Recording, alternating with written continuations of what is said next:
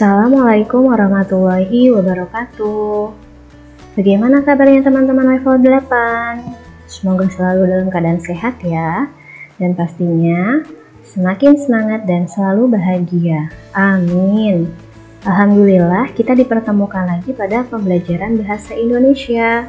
Setelah pada pekan-pekan yang lalu teman-teman tidak berkegiatan, tidak melaksanakan pembelajaran jarak jauh.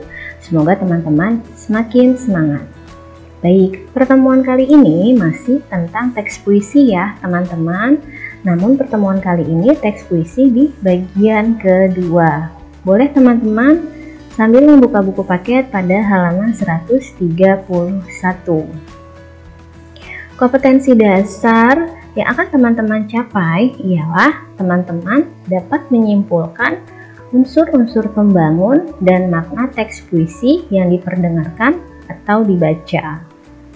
Nah, berarti pertemuan kali ini ialah teman-teman akan menyimpulkan unsur pembangun puisi dan makna pada puisi.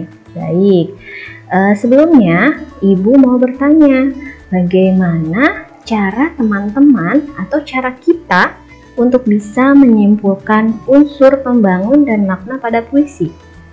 Yang tahu? Ya. Baik, kita akan bahas di sini ya, teman-teman. Cara untuk menyimpulkan unsur pembangun dan makna pada teks puisi di sini ada dua cara. Apa saja caranya?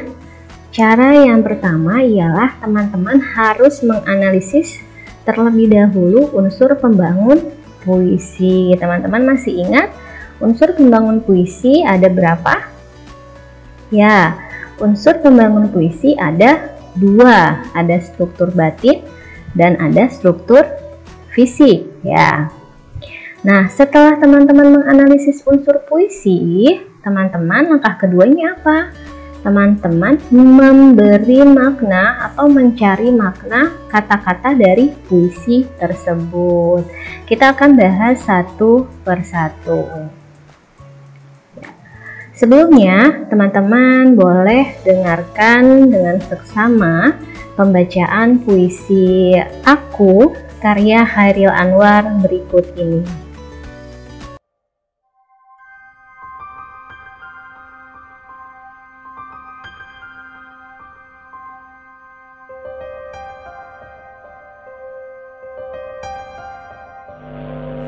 Aku karya Chairil Anwar. Kalau sampai waktuku, ku mau tak seorang kan merayu, tidak juga kau. Tak perlu seduh sedan itu. Aku ini binatang jalang dari kumpulannya yang terbuang. Biar peluru menembus kulitku, aku tetap meradang menerjang. Luka dan bisa ku bawa berlari hingga hilang peri-peri, dan aku akan lebih tidak peduli. Aku mau hidup 1000 tahun lagi. Terima kasih sudah mendengarkan dengan seksama. Nah, dari puisi yang teman-teman dengarkan tadi, apa yang teman-teman temukan dalam puisi tersebut? Ya, di sini ada dua ya teman-teman. Dengan mengenali unsur-unsurnya atau cuplikan puisi tersebut, teman-teman bisa memahami isinya secara mendalam. Kemudian, itu terkait makna ya teman-teman, dan berikutnya adalah terkait unsur pembangun puisinya. Unsur pembangun puisi itu yang sudah disinggung tadi ada dua, ada unsur fisik dan unsur batin. Kedua unsur tersebut saling melengkapi dan saling mendukung. Maka sebagai pembaca, kita diperlukan untuk mengidentifikasi setiap bagian unsur puisi dan menghubungkannya.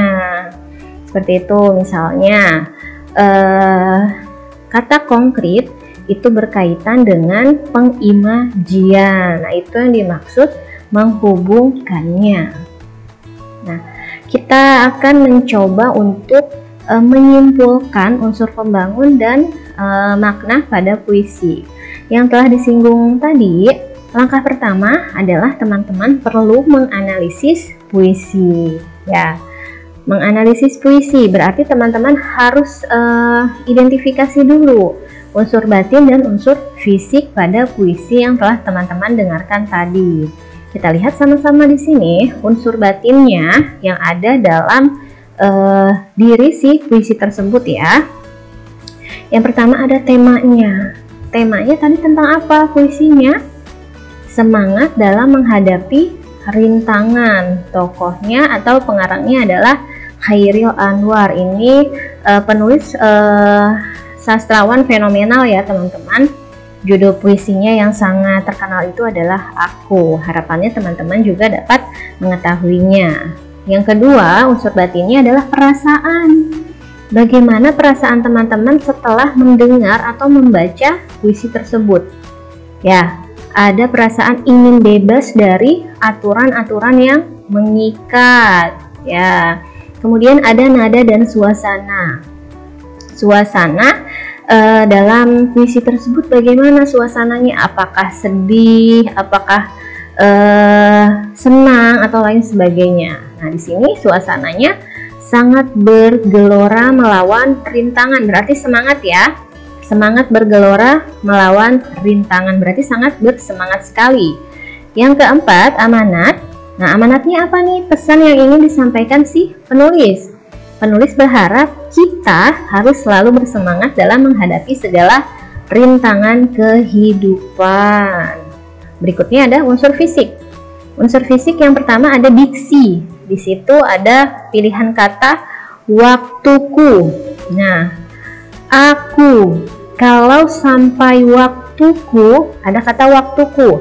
Itu bermakna konotasi. Makna konotasi adalah makna tidak sebenarnya. Waktuku di sini berarti meninggal. Kemudian ada kata konkret. Ya, kata konkretnya adalah ku mau tak sorang kan merayu. Ada di situ. Makna konkretnya berarti tokoh Chairil-nya, tokoh akunya tak mau semua orang akan bersedih ketika tokoh aku itu meninggal atau pergi. Yang ketiga ada majas. Majas di sini digunakan majas metafora.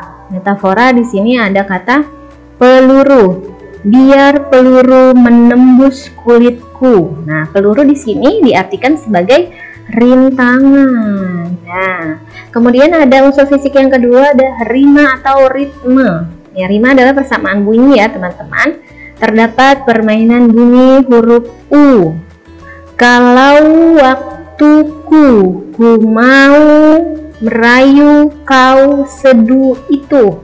Nah, itu adalah bunyi rima yang sangat indah ya teman-teman, karena persamaan bunyi atau rima ini yang biasanya membuat puisi menjadi lebih hidup, lebih indah ya, estetis. Berikutnya ada tipografi. Tipografi adalah bentuk dari puisi.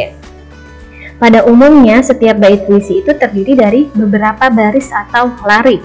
Akan tetapi puisi ini terdiri atas beberapa bait. Setiap bait hanya terdiri atas 1 sampai 3 baris dengan susunan baris seperti puisi konvensional yaitu rata kiri. Jadi puisi karya Chairil Anwar ini tidak terikat oleh aturan karena termasuk dalam puisi bebas ya. Dalam satu bait dari puisi Chairil Anwar ini ada yang berisi hanya 2 atau 3. Seperti itu ya teman-teman. Ini adalah analisis puisi. Nah, kita masuk ke langkah yang kedua, yaitu pemaknaan puisi. Sebelum teman-teman memaknai puisi, ada baiknya teman-teman mengikuti langkah-langkah berikut ini. Langkah yang pertama, ketika teman-teman ingin memberikan makna atau ingin memaknai puisi adalah teman-teman mengidentifikasi kesatuan unsur pembangun puisi. Yang tadi sudah kita lakukan ya.